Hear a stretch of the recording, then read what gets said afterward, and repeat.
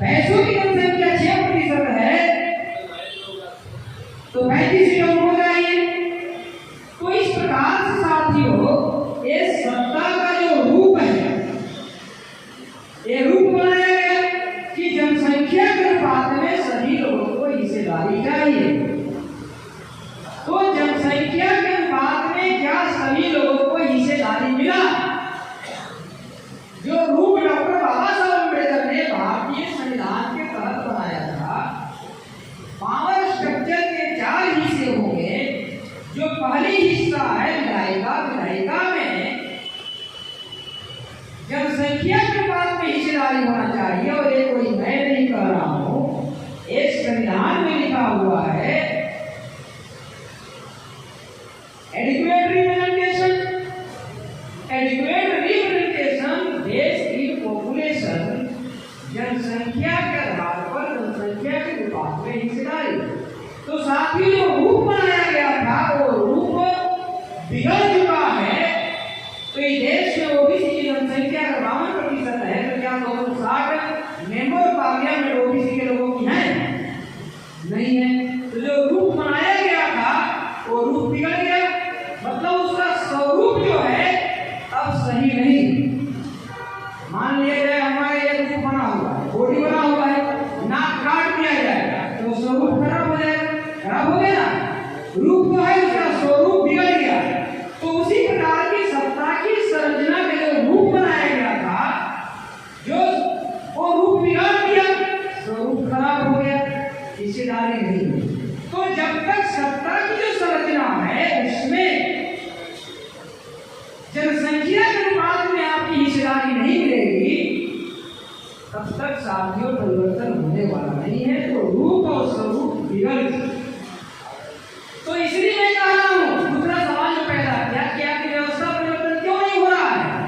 तो व्यवस्था परिवर्तन इसलिए नहीं हो रहा है क्योंकि सत्ता के जो संरचना का रूप और स्वरूप है वो रूप और स्वरूप बिगाड़ दिया गया है, बिगड़ चुका है।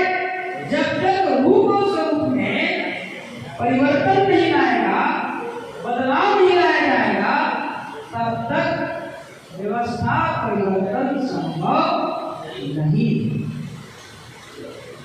तीसरा सवाल है साहब की व्यवस्था परिवर्तन कैसे होगा?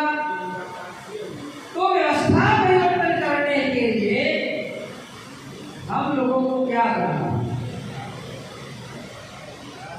साथियों व्यवस्था परिवर्तन करने के लिए पहला तो सामाजिक क्रांति होगा। सामाजिक क्रांति से पहले वैचारिक क्रांति लाना होगा। मतलब 6000 जाति के टुकड़ों में जाकर हमें विचारधारा फुले साहू अम्बेडकरी, अब्दुल कलाम अंसारी, हजरत पैगंबर मोहम्मद साहब की जो विचारधारा है समतावादी विचारधारा को, मसावाद विचारधारा को हमें प्रचार प्रसार करना होगा, लोगों तक पहुंचाना होगा, बताना होगा और 6000 जाति के टुकड़ों को आपस में जोड़ना होगा। तो वैचारिक क्रांति लाना होगा। वैचारिक क्रांति के बाद साथियों दूसरी क्रांति होती है सामाजिक क्रांति।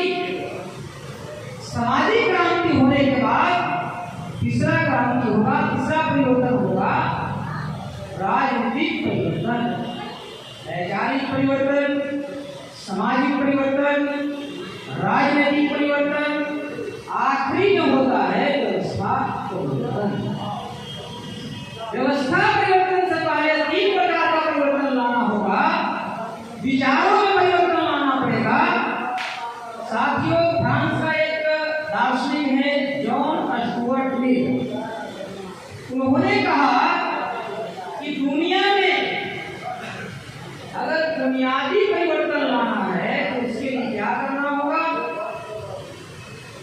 तो लोगों के अंदर सोचने, समझने और विचार करने के तौर तरीका में बुनियादी परिवर्तन लाना होगा। सोचने, समझने के तौर तरीका में बुनियादी परिवर्तन लाना होगा। अगर ये बुनियादी परिवर्तन लाते हैं तब जाकर परिवर्तन संभव है।